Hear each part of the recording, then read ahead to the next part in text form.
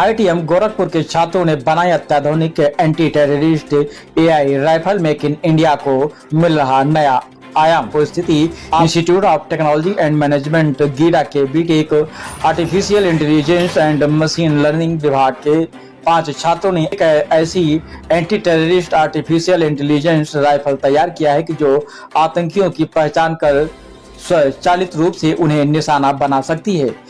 ये तकनीकी सीमा पर तैनात हमारे सैनिकों की सुरक्षा और मार क्षमता को अत्यधिक मजबूत प्रदान करती है। इस राइफल में इमेज आइडेंटिफिकेशन ट्रिगर जैसी तकनीकी को शामिल किया गया है कि विशेषता यह है कि ये किसी भी टारगेट को पहचानते ही बिना मानवीय हस्तक्षेप के गोलियां दाग सकती है। छात्र अभिजीत पांडे ने तकनीकी जानकारी साझा करते हुए बताया कि इस राइफल को बनाने में लगभग 2.5 लाख रुपए का खर्चा आया है और इसे तैयार करने में 8 महीने का समय लगा।